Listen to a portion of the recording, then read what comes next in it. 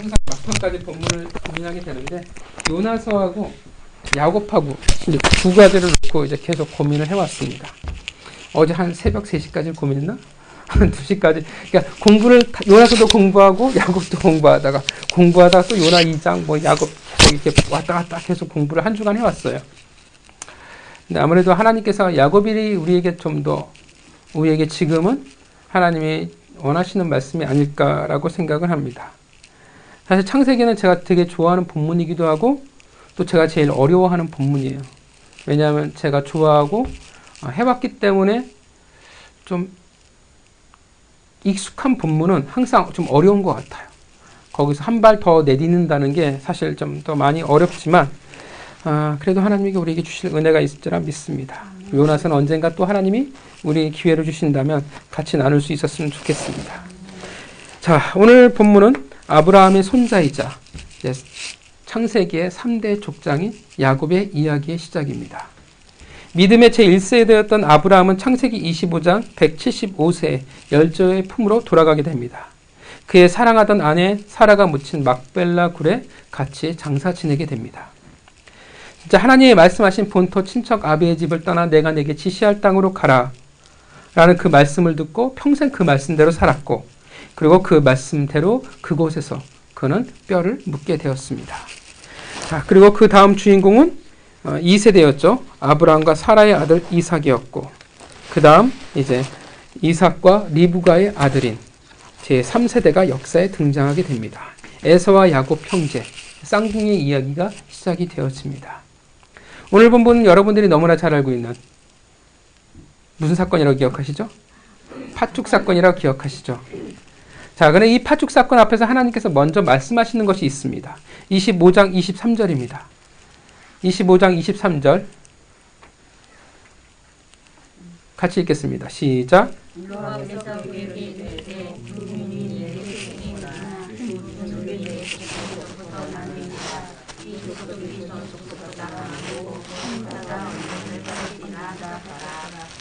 자, 이 말은 곧 어떤 말이냐 하면 이미 복은 누구에게 향해 있냐 하면 야곱이라는 거예요. 형인 에서가 아니라 이미 태중부터 결정이 되어 있어요. 동생 야곱이 복을 받을 것이라는 것을 정해져 있다라는 것입니다. 그러니까 이미 선포되어진 말씀이에요.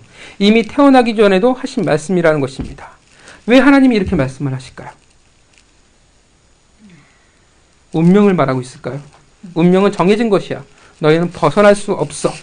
에서의 역할이 있고 야곱이 역할이 있는 거야. 소위 말하는 예정론을 말하고 있을까요? 그렇다면 에서는 좀 억울한 면은 있죠. 그죠? 어떤 좀 피해자인 것 같은 모습도 있습니다. 근데 성경은 사실 그런 것을 말하고 있는 것은 아닙니다.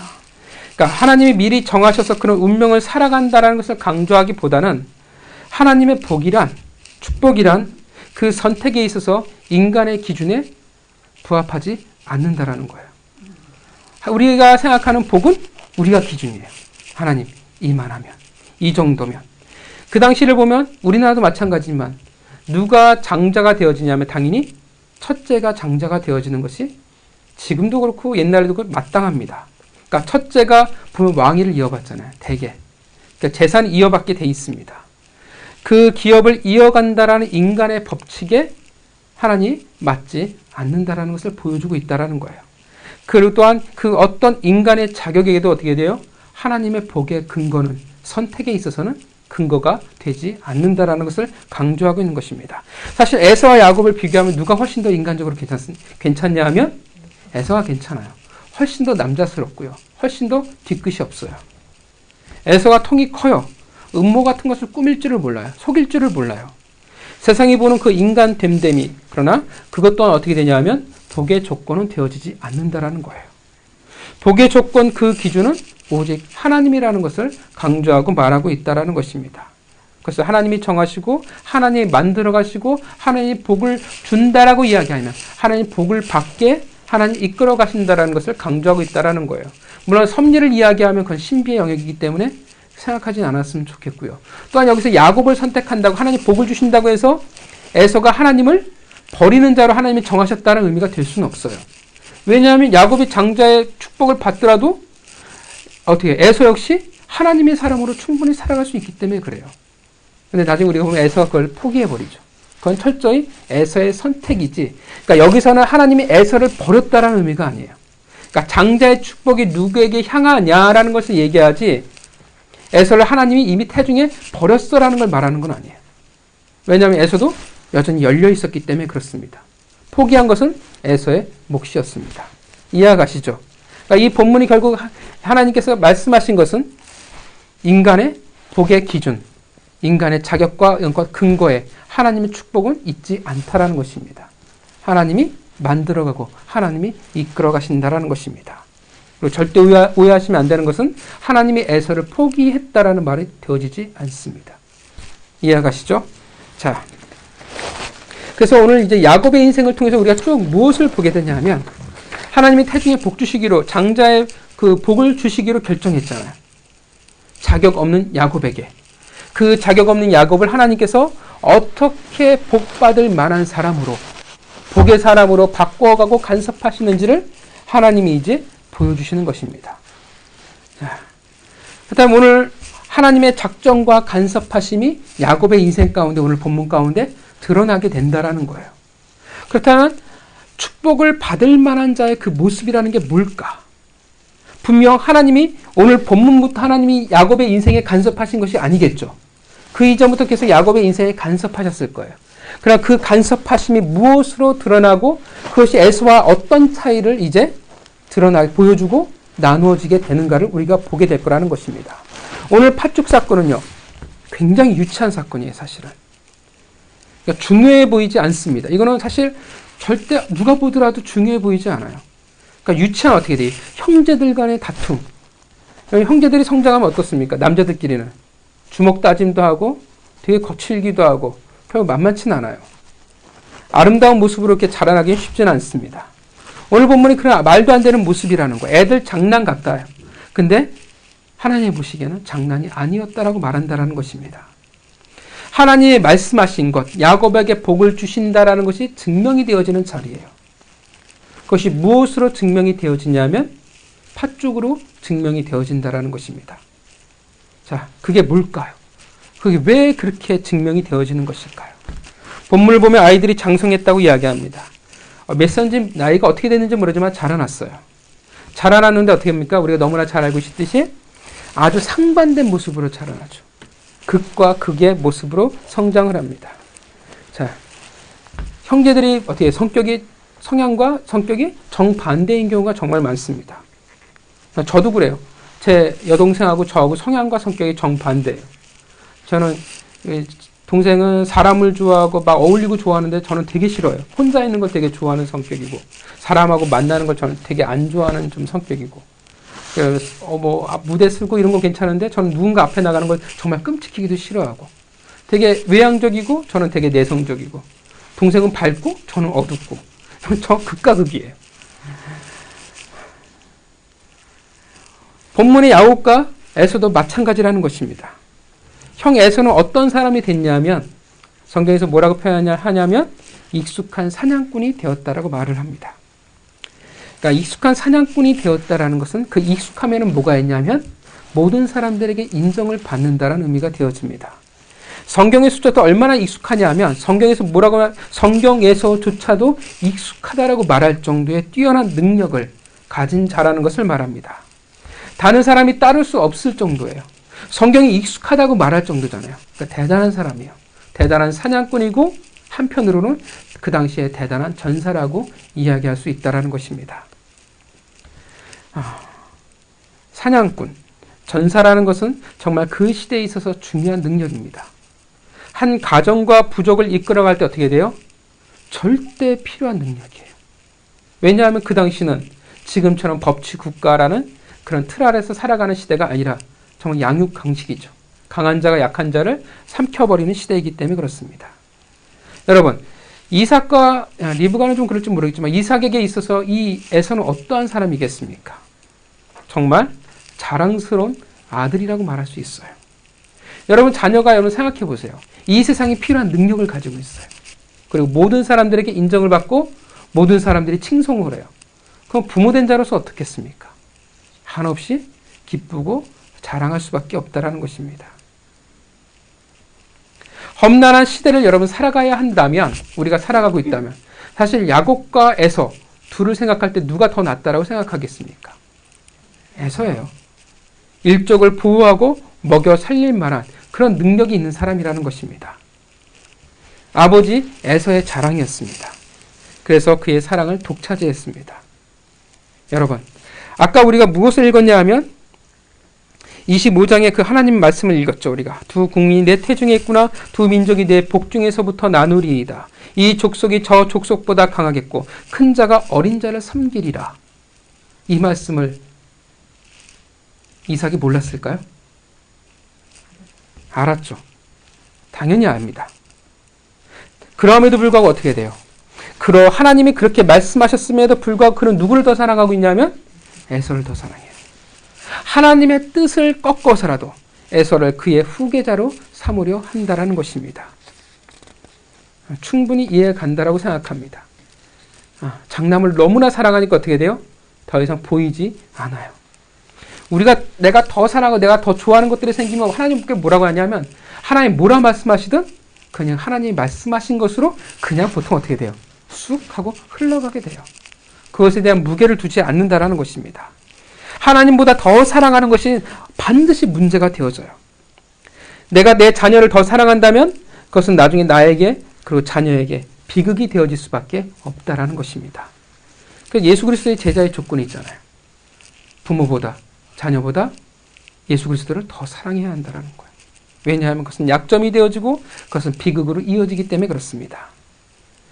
에서는 아버지에게 인정받고 그리고 모든 사람에게 인정받는 황태자였습니다. 반면 야곱은 어떻습니까? 뭐라고 표현하고 있죠? 야곱을 뭐라고 성경에서 표현합니까? 조용한 사람이라고 표현을 합니다. 조용하다라는 것을 굉장히 긍정적으로 해석하시는 분들도 계세요. 온전하다, 올바르다를 말하기도 하는데, 여러분들이 우리가 상식적으로 알지만 야곱은 이 말과 전혀 상관이 없는 사람입니다. 야곱은요, 온전하지도 않고 올바른 사람도 아닙니다. 그는 그의 특징은 성경에서 뭐라고 말하냐면 조용한 사람이기 때문에 장막에 거주하는 사람이라고 이야기를 합니다. 여러분, 상식적으로요, 그 당시 사람이라면 어떻게 하겠습니까? 장막에 거하는 자라는 말이 상식적일까요? 아니, 상식적일 수 없습니다. 왜냐하면 장막에 거하는 이 일들은 누구의 역할이냐 하면 여자들의 역할이에요. 남자들은 어떻게 합니까? 밖에서 사냥을 하든 일을 하든 양을 치든 그것은 바깥에서 활동을 해야 한다는 것입니다. 더군다나 이들은 도시 사람들도 아니잖아요. 철저히 유목민의 삶을 살아가고 있는 사람이라는 거예요. 장막보다 뭐가 더 익숙해야 되냐면 바깥이, 들이 훨씬 더 익숙해야 한다는 것입니다. 그런데 야곱은 성경에서 뭐라고 말하냐면 장막에 거하는 사람이라고 말합니다.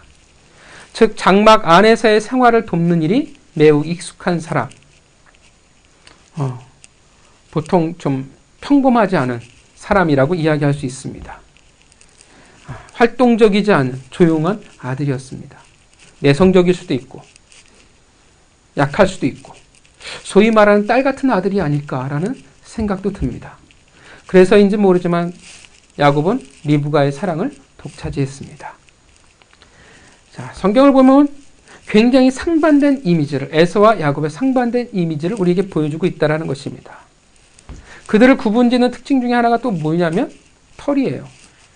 에서는 털이 많았어요. 야곱은 털이 없었죠.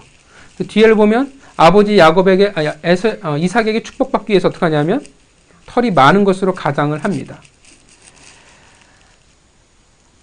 그러니까 어떤 특징을 보여주냐면 에서는 파워풀한 모습, 되게 야성적이고 그냥 들사람의 그 모습을, 그러니까 상남자 그 포스를 성경에 보여주고 있어요.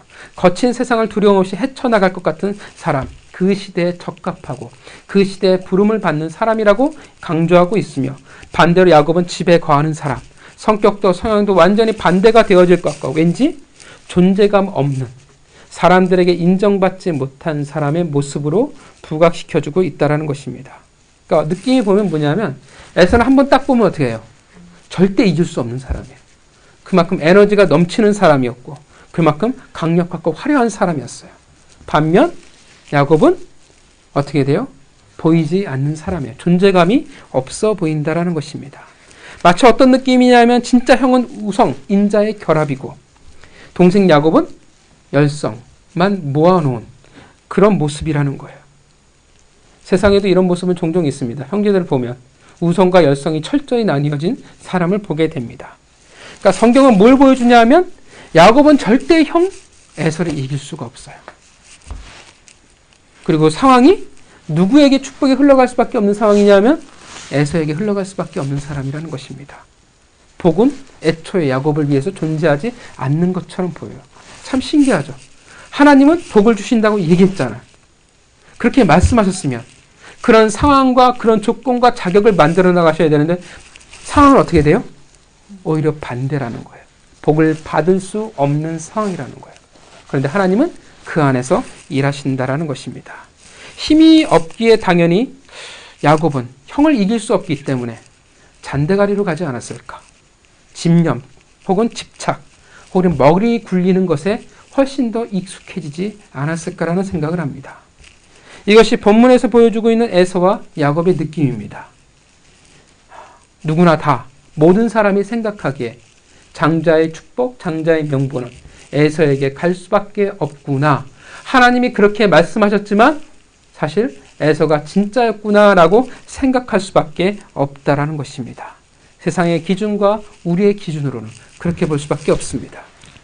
그렇다면 왜 하나님은 이 속이는 자를 선택하셨을까? 왜 이 속이는 자 안에서 하나님은 어떻게 무엇을 만들어 가셨기에 그가 복에 적합한 자가 되었을까? 원래부터 처음부터 복에 적합한 자는 아닐 거 아니에요. 뭔가 우리가 보기엔 여전히 야곱은 부족해요. 야곱은 복을 받을 수 없는 것처럼 보이지만 오늘 보면 본문을 보면 복을 받는 것이 증명이 되어져요. 그렇다면 하나님이 성경에서 기록되어지진 않았지만 그 야곱의 인생의 시간 속에서 하나님은 그에게 간섭하셨다라는 거예요. 무엇을 만들어 가셨을까요? 무엇을 통해서 그가 축복을 받기에 합당한 자로 증명하게 만들었을까요? 그것을 보여주는 것이 바로 그 답이 팥죽 한 그릇이라는 것입니다. 본문을 보면 형 에서가 돌아왔어요. 들에서 돌아왔습니다. 당연히 사냥꾼이니까 그의 주 무대는 어디냐면 들판이 될 수밖에 없습니다. 노닥거린 것이 아니라 열심히 하루를 살았을 거라고 생각을 해요. 그런데 사냥이라는 것이 늘 성과가 좋을 수 없다라고 생각을 합니다. 그의 배고픔을 볼 때 사냥이 허탕을 쳤을 거라 생각할 수 있습니다. 29절에 뭐라고 말합니까? 형 에서가 심히 피곤하다고 말합니다. 심히 피곤하다는 말은 원어로 볼 때는 식물이 자랄 수 없는 황폐한 땅을 가리킬 때 사용하는 단어예요. 그러니까 스스로 뭐라고 말하냐면 육체적으로 완전히 황폐해져 버린 상태라고 말하고 있다는 것입니다. 그런데 마침 야곱이 무엇을 하고 있을까요? 붉은 팥죽을 끓이고 있었습니다. 에서는 너무 허기가 졌어요. 우리도 이럴 때가 있습니다. 배고픔이 아니라 어떻게 돼요? 돌아버릴 것 같은, 그래서 식은땀이 흐를 때가 있습니다. 그래서 그 붉은 것을 내게 먹게 하라라고 말을 합니다. 형 에서가 먹을 것을 달라고 하는 것이 이상한 것일까요? 아니죠. 당연한 반응이에요. 더군다나 가족이잖아요. 가족인데 배고픈데 허기가 져서 그러는데 자기 자신을 위해서 사냥하며 돌아다닌 건 아니잖아요. 그럼 마땅히 그 죽을 달라고 할 권리가 있다고 생각을 합니다. 그런데 야곱은 어떻게 합니까? 진짜 왕치사하고 눈치 빠르죠. 잔대가린 야곱은 이 기회를 어떻게 돼요? 쉽게 넘어가지 않습니다. 형의 장자의 명분을 오늘 팔라. 자, 여러분, 이 야곱과 같은 아들이 여러분들의 아들이라고 하면 어떻게 하시겠습니까? 진짜 세상을 잘 살아갈진 모르지만 걱정이 앞서지 않겠습니까? 사기꾼으로 살아갈 충분한 능력이 있는 사람이에요. 아마도 충분히 형 에서를 알기에 야곱이 던져본 말이라고 생각을 합니다. 에서는 말해요. 내가 죽게 되었으니. 사실은 과장입니다. 허기가 엄청나게 심하겠지만 죽지는 않습니다. 자, 신체 건강한 에서예요. 굉장히 활동적인 사람이죠.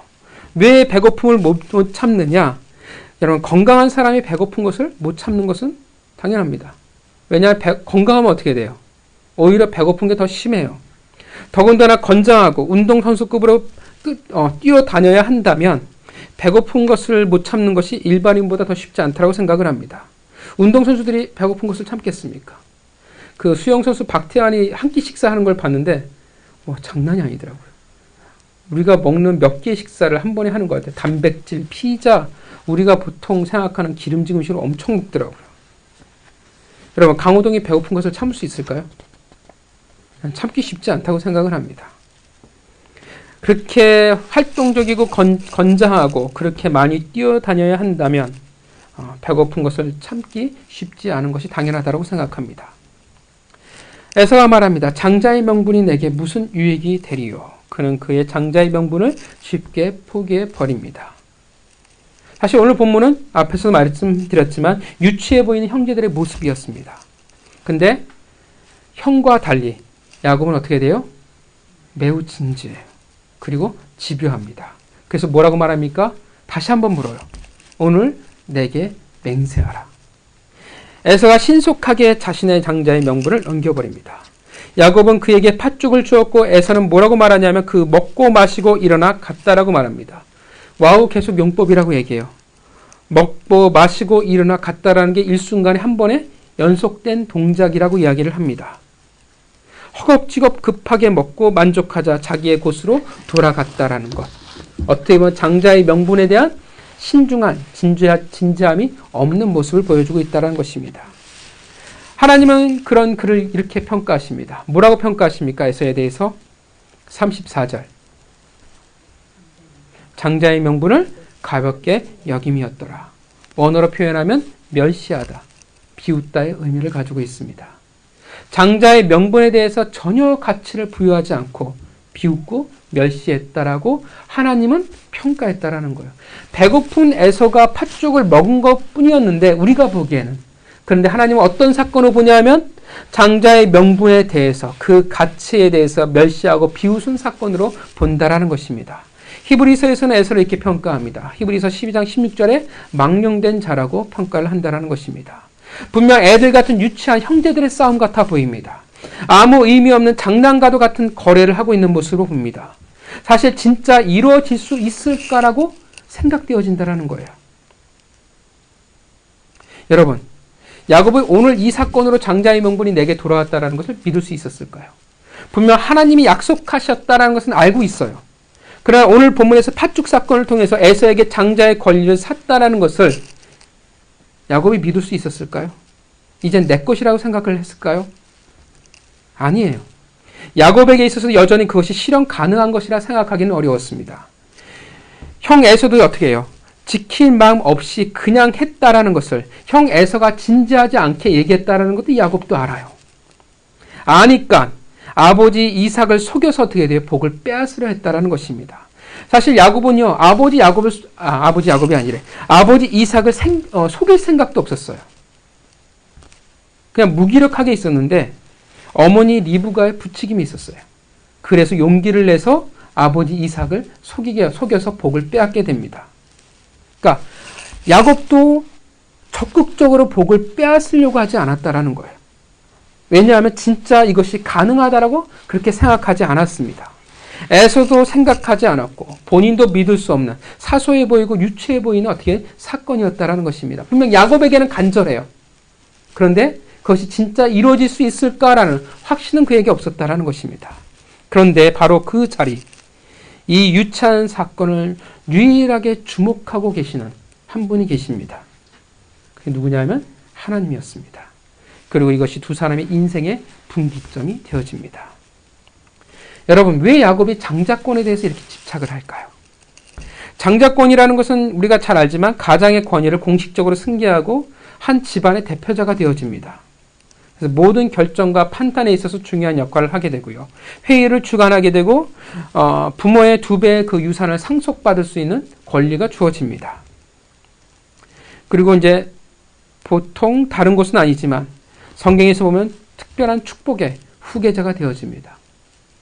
할아버지 아브라함에게 약속하신 그 복의 주인공이 되어진다라는 것입니다. 여러분, 원래 정당한 이 복의 주인공이 누구라는 것을 야곱이 몰랐을까요? 알았죠. 왜냐하면 어머니 리브가가 이야기를 했을 것입니다. 작은 자에게 하나님이 복을 주셨다라는 것을, 큰 자가 작은 자에게 복을 주셨다라는 것을 알고 있다라는 것입니다. 사실은 장자의 저 명분은, 복은 내 것이라는 것을 이미 야곱은 알고 있었다라는 것입니다. 아는데 사실 현실은 아니죠. 현실은 에서의 것일 수밖에 없다라는 거예요. 도저히 보여지는 것이 없다라는 것입니다. 형을 이길 수 없어요. 늘 모든 것에 있어 형에게 양보하고 질 수밖에 없습니다. 그래서 그 복에 대해서 더 집착할 수밖에 없었을지도 모릅니다. 그러나 더 중요한 것은 왜 에서는 이 장자의 권리, 축복을 에서에게 그렇게 쉽게 이야기를 했을까? 야곱에게 쉽게 넘겼을까요? 진짜 여러분, 왜 장자의 축복이 가장 중요한 이유는 뭐겠습니까? 단순히 집안의 지도자가 되고 유산의 2배를 차지하게 되어서가 아니라, 이 장자의 축복이 진짜 중요한 이유는 앞서 말했지만 눈에 보이는 축복이 전부가 아니라 뭐가 있냐면 눈에 보이지 않는 영적 가치가 담겨져 있기 때문에 그렇습니다. 아브라함에게 말씀하셨던 축복의 통로가 바로 장자의 그 축복의 가장 중요한 내용이기 때문에 그렇습니다. 하나님의 언약의 축복의 통로가 된다라는 거예요. 영적인 가치를 담고 있다라는 것입니다. 하나님의 사람은 어떠한 사람들이겠습니까? 눈에 보이는 이 세상을 살아가요. 동시에 어떤 세상을 우리는 살아가냐면 눈에 보이지 않는 영적인 세상을 우리는 살아가는 존재라는 것입니다. 믿으시죠? 우리는 영적인 세계를 살아가는 존재예요. 그 영적인 세상이라는 것이 별로 대단해 보이지 않는 것 같지만 사실 우리에게서 되게 중요한 겁니다.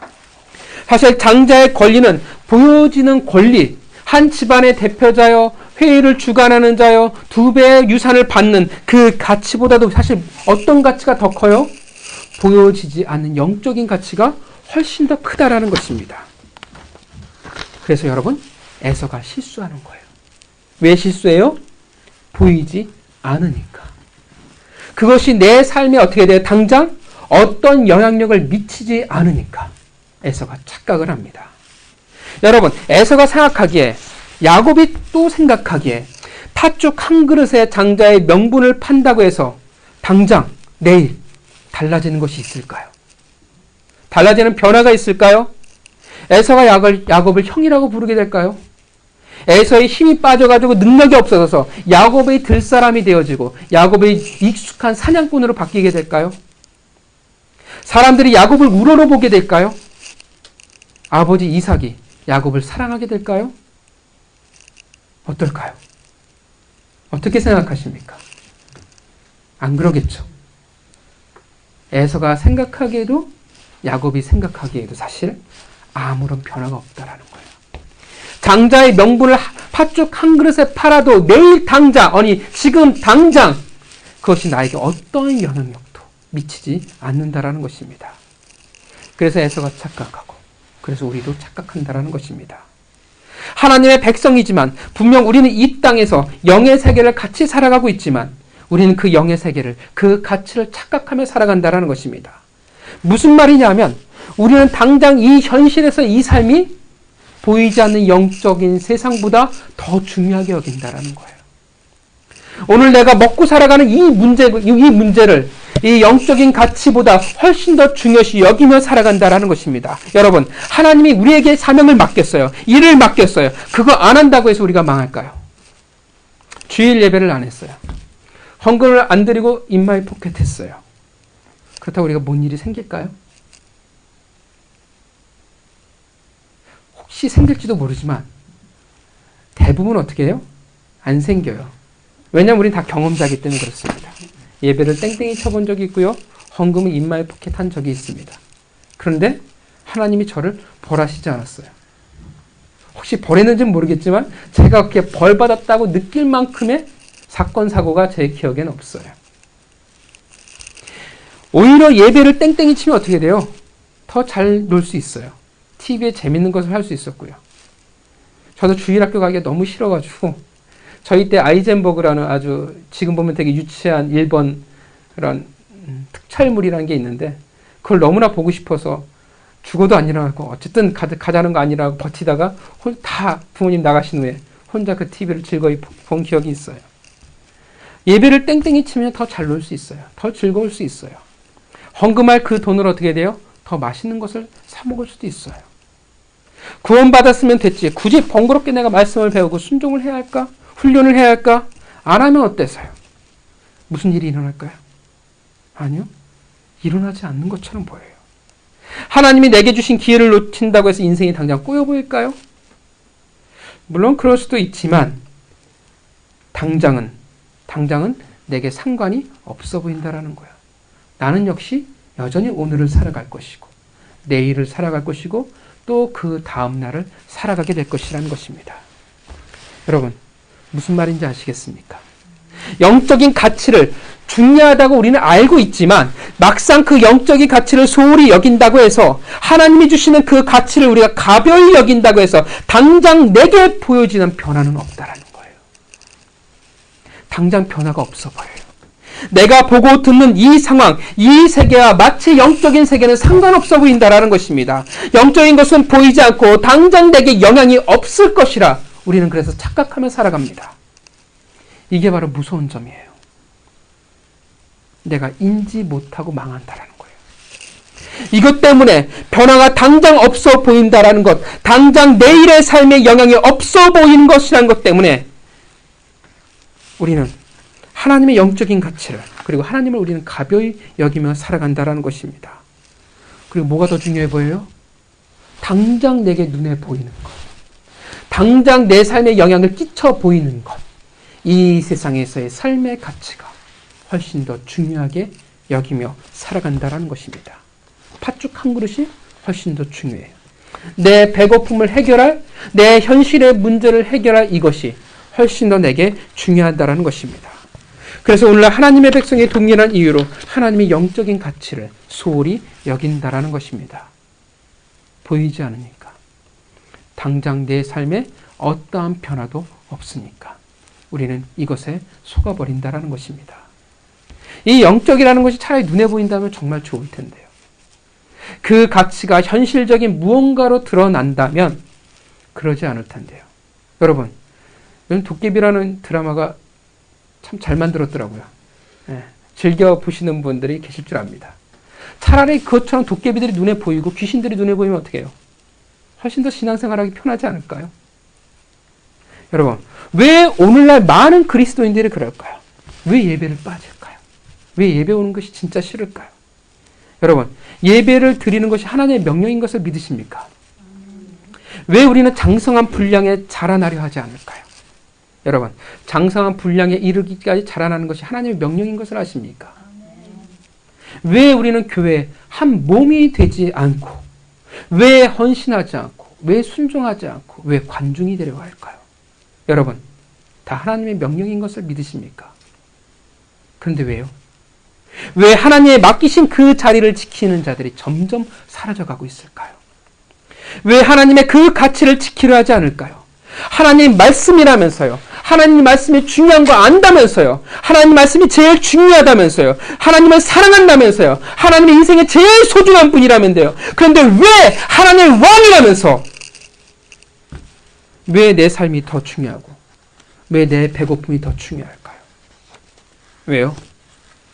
하나님의 것은 내게 변화가 없어 보이고 영향력이 없어 보이기 때문에 그렇습니다. 그것이 아무리 하나님의 명령일지라도 당장 내 배고픔을 해결해 주지 않을 것 같기 때문에 그렇습니다. 아무리 영적인 가치여도. 그래서 나하고 상관이 없습니다. 보이면 편할 텐데. 예배가 안 나오면 다리가 부러진다고 생각해 보세요. 빠질까요? 절대 안 빠져요. 말씀을 알아가지 않는 하나님 입을 돌아가게 만들어버린다면 빠질까요? 모든 성도들이 아마 말씀을 훈련을 받을 거예요. 순종하지 않는다면 하나님 일주일간 자동 금식을 시켜버린다고 하면 순종하지 않을까요? 대부분 다 순종할 것입니다. 이건 되게 쉽잖아요. 하나님의 영적인 가치를 어떻게 돼요? 현상으로 바꿔버린다고 하면 신앙생활이 되게 편해 보이잖아요. 보여지는 것으로 만들어버리면 될 텐데. 믿음을 요구하는 것이 아니라 보여지지 않는 믿음을 중요한 것이 아니라 현상으로 끌고 가버리면 보고 듣고 믿고 만지는 것으로 끌고 가버리면 쉬울 텐데. 도마가 만져보니까 쉽잖아요. 교회 사람이 차고도 넘칠 텐데요. 그죠? 굳이 전도를 할 필요가 있을까요? 알아서들 막 기어올걸요. 알아서들 성도들이 헌신하고 훈련을 할걸요.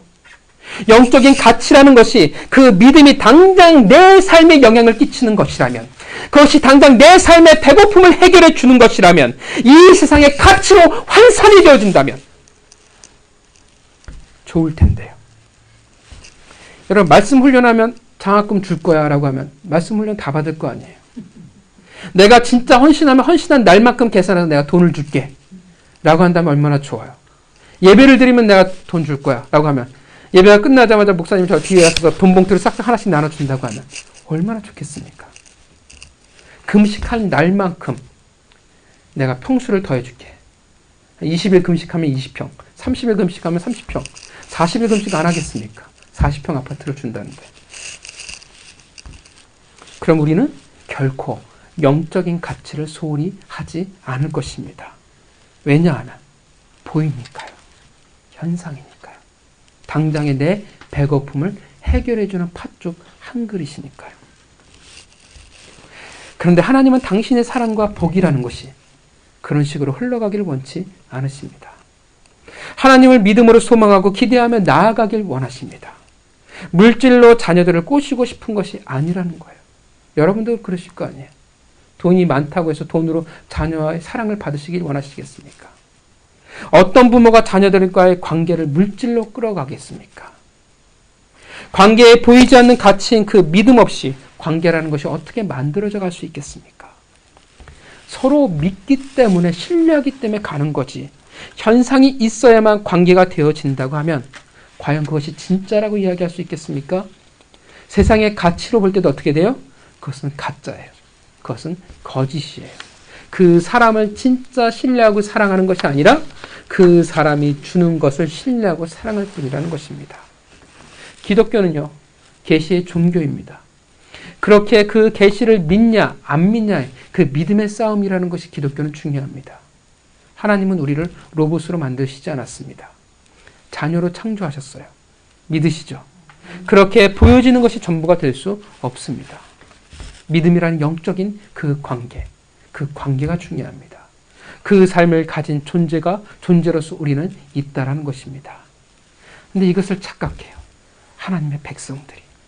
보이지 않는다고, 영적인 것이라고 하나님이 말씀하셨음에도 불구하고 모르는 게 아닌데 알매 불구하고 내게 아무런 변화가 없다고 착각하게 가벼이 여깁니다.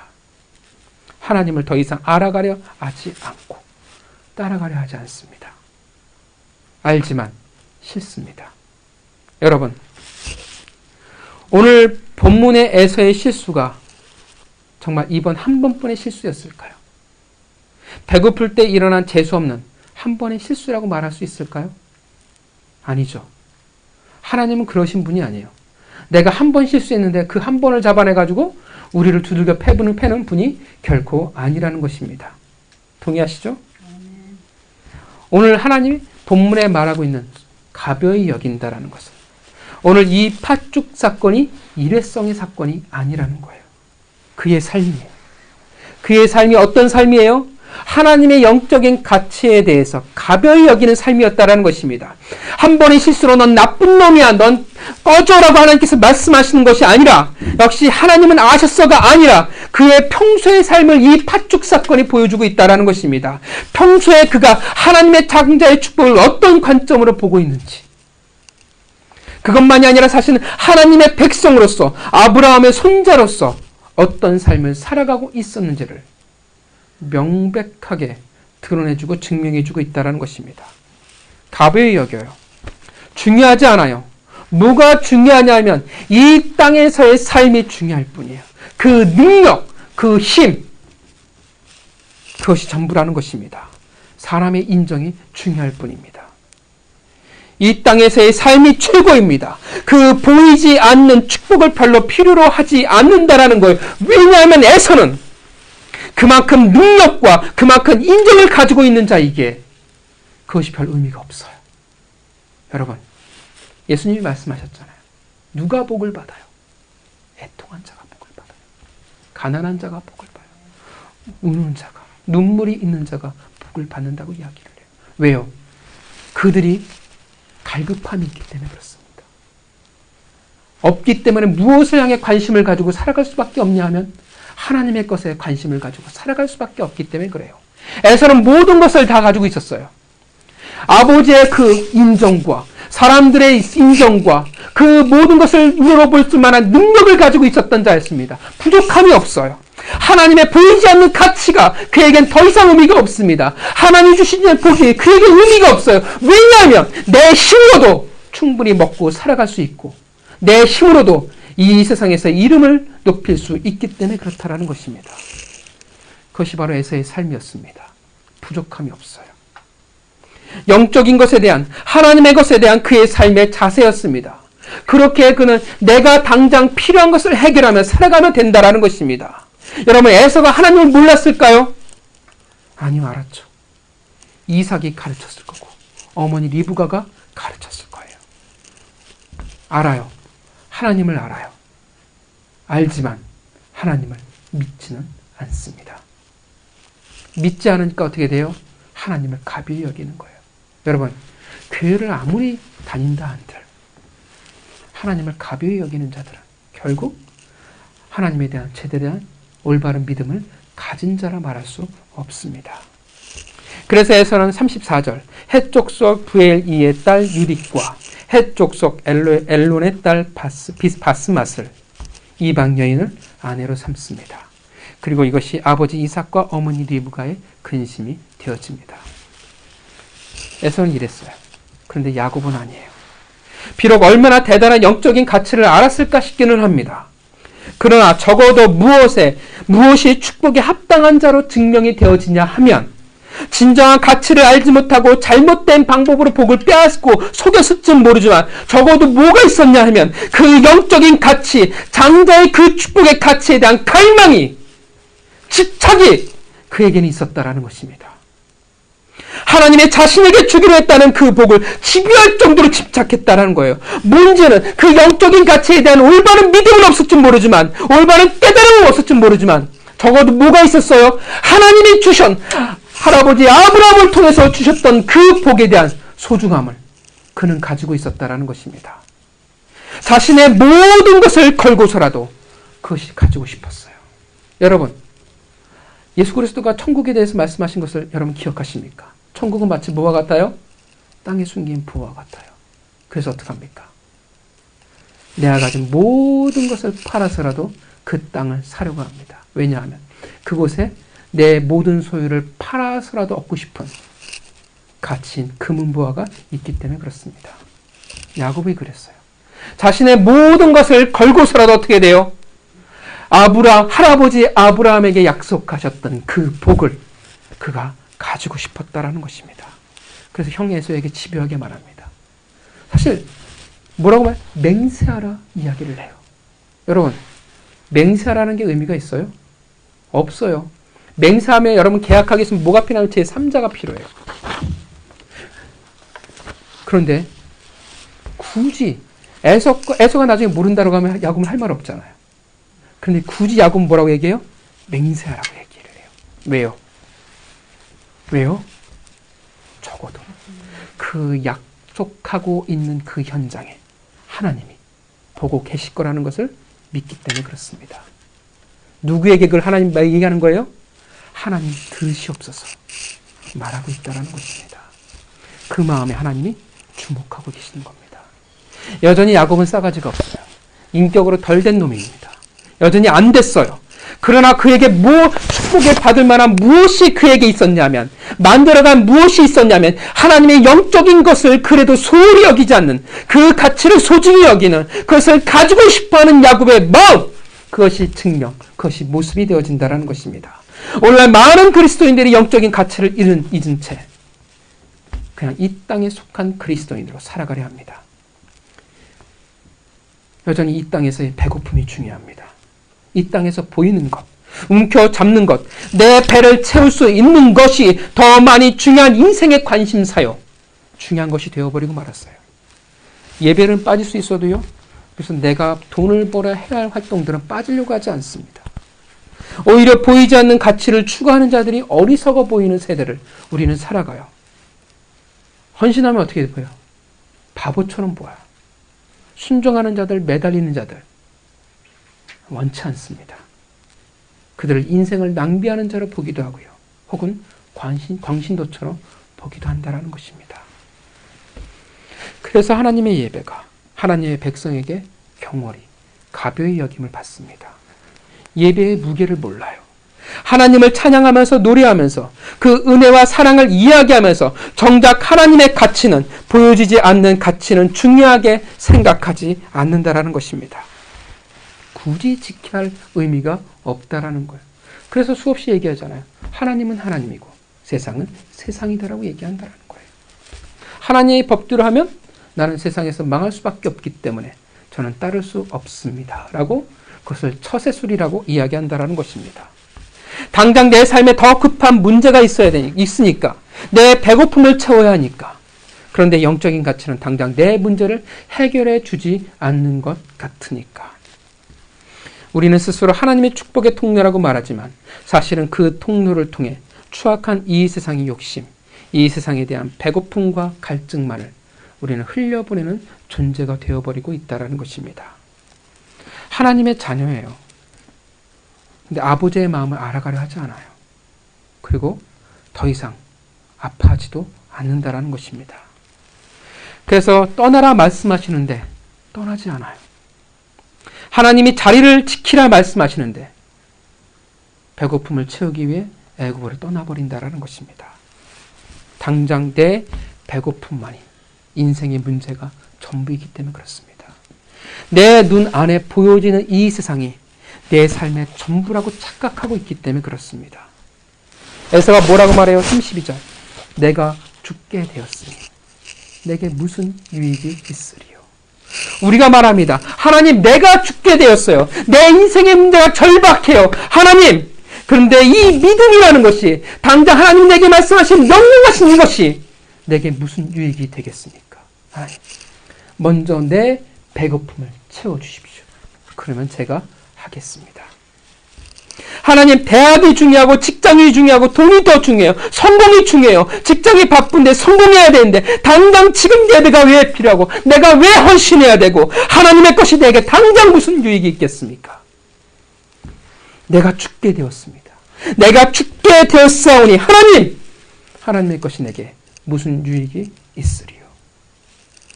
이 에서의 고백과 부르짖음이 오늘날 우리 그리스도인들의 부르짖음이라는 것입니다. 타협이 마땅한 세대, 하나님의 백성인데 하나님이라는 그 명분, 그 이름이 더 이상 가치 없는 세대가 되어져 버리고 말았습니다. 신앙이 우리의 축복의 통로라는 그 부르심이 팥죽 한 그릇에 팔려가는 세대가 되어져 버리고 말았습니다. 우리의 맡기신 하나님의 꿈이 있고 우리에게 사명이 있는데 여러분, 하나님이 여러분에게 하나님의 꿈이 있다는 것을 믿으십니까? 하나님이 여러분들에게 사명을 주셨다는 것을 믿으십니까? 그 하나님의 꿈과 사명, 그 십자가의 보혈이 이 세상의 팥죽 한 그릇과 사실 다를 바 없어 보인다라는 것입니다. 그래서 에서가 그것이 무엇인지 모르고 바꿔버렸어요. 오늘날 많은 그리스도인들이 그 가치를 모르고 바꿔버립니다. 그것이 지금 자신의 생명을 바꾸고 있다는 것을 몰라요. 그것이 내 자녀의 생명이고 그것이 내 자녀의 인생이라는 것을 모르고 바꿔버린다는 것입니다. 에서는 그것을 모르고 바꿔버렸습니다. 당장 내 배고픔을 해결해 주지 않는다고, 당장 변화가 없다고, 영향이 없다고 바꿔버렸어요. 그런데 그것이 아니었어요. 그의 자녀들은, 그의 후손들은 결국 하나님과 상관이 없는 자들이 되어버리고 말았습니다. 그의 배고픔을 해결하기 위해서 그의 자녀와 자손을 팔아버리고 말았습니다. 이제 그의 자손들은 하나님의 나라를 대적하는 원수가 되어져 버렸고 그들은 심판을 받는 자들이 되었습니다. 그들은 괴물이 되었습니다. 그들도 하나님의 손자였고 하나님의 후손이었는데 다윗 시대에는 도액이라는 에돔의 후손이 사울에게 밀고함으로 다윗을 밀고함으로 다윗의 생명을 위협하였으며 신약 시대에서는 에돔의 후예인 헤롯 왕이 우리가 잘 알고 있는 영아 살해 사건을 저지릅니다. 아기 예수를 죽이기 위해서. 단지 안 믿는 자들이 아니라 하나님의 구속사를 무너뜨리려 하는 사단의 도구로 전락해버리고 괴물이 되어버리고 말았답니다. 누구 때문에요? 그의 조상, 그들의 아비 에서 때문에 그렇습니다. 그 영적인 가치를 소홀히 여기며 살아갔던 에서의 후예들은 여러분, 오늘날 어디에 있습니까? 그들의 나라는 오늘날 어디에 존재하고 있습니까? 하나님의 가치를 가벼이 여기고 살아갔던 그 들사람, 그 능력 있는 그 익숙한 사냥꾼들은 오늘날 어디에 존재하고 있습니까? 그들 모두는 이 땅에 하나님의 심판으로 사라져버리고 말았습니다. 이 땅이 중요했던 자들이었지만 결국 그들은 이 땅에서 잊혀진 존재가 되어버리고 말았습니다. 에서의 잘못된 삶이었습니다. 당장 그 배고픔보다도 훨씬 더 중요했다는 것을 몰랐어요. 이만큼 대단한 영향력이 영적인 가치가 있다는 것을 그는 몰랐습니다. 하나님의 가치를 알지 못한 채 살아갔던 그로 말미암아 아브라함의 손자 에서의 후손은 영적만이 아니라 육적으로도 끝난 족속이 되어버리고 말았습니다. 에서는 몰랐어요. 그 팥죽 한 그릇으로 명분을 팔았을 때 그는 미처 깨닫지 못했습니다. 단지 진짜 절실히 자신의 배고픔을 해결하기 위함이었을 텐데, 이 땅에서의 필요를 채웠을 뿐이었을 텐데, 그것이 자신의 생명과 그의 사랑하는 자녀와 그리고 그의 후손의 인생을 팔아버린 사건이었다라는 것을 그는 미처 알지 못했습니다. 사랑하는 성도 여러분, 아브라함의 영적 후손인 성도 여러분, 축복의 통로로 살아가고 계십니까? 장자의 명분이란 결국 우리의 부르심, 축복의 통로로서의 삶을 말합니다. 여러분, 누구의 모습으로 그 통로의 자리에 계십니까? 에서입니까? 아니면 야곱입니까? 에서와 야곱 둘 다 아브라함의 후손이었습니다. 손자였습니다. 우리는 결코 하나님을 가벼이 여기지 않습니다. 가벼이 생각하지 않습니다. 당연하다라고 생각합니다. 그러나 진짜 축복의 통로라면 어떠한 모습이 우리 가운데 증명이 되어져야 하겠습니까? 어떠한 모습이 드러나야 하겠습니까? 보이지 않는 영적 가치. 여러분, 그 하나님의 말씀, 그 꿈, 사명, 그 믿음, 그 가치를 여러분 어떻게 대하고 계십니까? 보이지 않는다고 해서 가벼이 여기고 계십니까? 하나님과의 약속을 경홀히 여기고 계십니까? 팥죽 한 그릇을, 여러분의 인생의 그 한 끼를 하나님보다도 더 중요하게 여기고 있지는 않습니까? 하나님보다도 더 사랑하는 것이 있지 않습니까? 하나님이 여러분들에게 무엇을 약속하셨습니까? 그리고 지금 하나님은 여러분들에게 무엇을 요구하고 계십니까? 보이지 않는다고 해서 당장 그것이 내 배고픔을 해결하는 것이 아니라고 해서, 당장 이 땅에서의 내 삶에 영향을 끼치는 것이 아니라고 해서 우리는 우리의 신분과 우리의 사명을 결코 가벼이 여겨서는 안 되는 줄 믿습니다. 당장은 모를 수 있어요. 당장은 차이가 드러나지 않을 수 있어요. 그러나 여러분, 언젠가는 그 차이를 우리는 마주할 수밖에 없습니다. 여러분, 진짜 무엇이 더 가치가 있으십니까? 여러분의 인생의 그 배고픔을 해결할 팥죽 한 그릇을 더 가치 있게 여기십니까? 아니면 보이지 않는 그 영적 가치를, 하나님의 것을 더 소중히 여기며 살아가고 계십니까? 여러분, 내 아픔이 더 중요하십니까? 아니면 하나님이 여러분들에게 명령하신 것이 더 중요하십니까? 여러분, 그 배고픔, 이건 육적인 배고픔만 얘기하는 거 아니에요. 내 안에 상처, 쓴뿌리, 그 모든 것을 해결하기 위해서 떠들고 다니고 계시지는 않습니까? 그런데 하나님의 것을 놓치고 있지는 않습니까?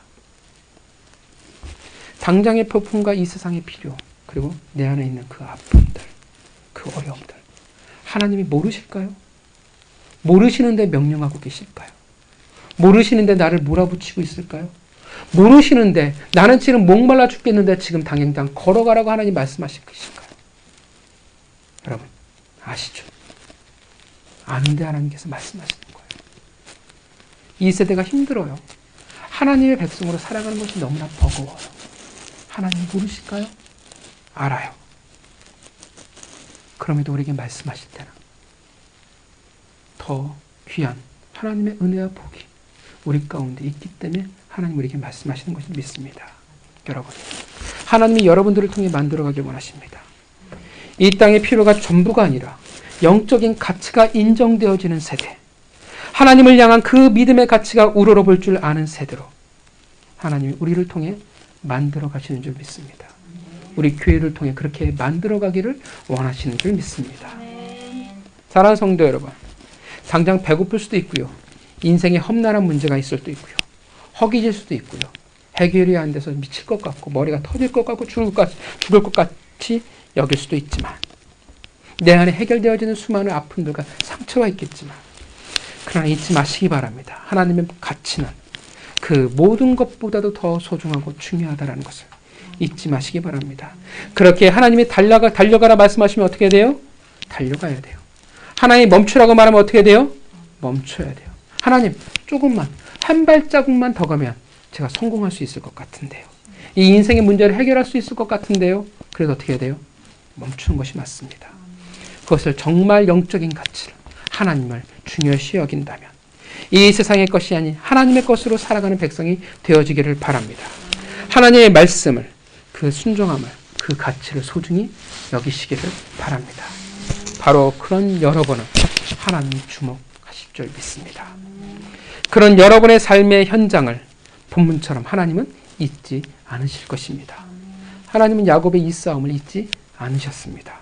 그런 여러분에게 하나님의 축복과 은혜가, 이 세상이 채울 수 없는 하나님의 축복과 은혜가 흘러갈 줄 믿습니다. 그리고 그 축복과 은혜가 여러분의 사랑하는 자녀와 믿음의 후배들과 믿음의 후손들에게까지 흘러가게 될 줄 믿습니다. 보이지 않는다고 해서, 당장 영향이 없다고 해서 자신의 인생과 후손의 인생을 바라보는 에서의 교훈을 잊지 마시기를 바랍니다. 그 하나님의 영적인 가치를 소중히 여기며 살아가는 한 주가 되시기를 바랍니다. 하나님의 복된 자녀가 되어지기를, 복된 나날이 되어지기를, 때로는 그것이 험난하고 때로는 그것이 그에게 배고플지라도 그것이 우리와 하나님에게 영광이 되어지기를 주님의 이름으로 축원합니다. 같이 기도하겠습니다.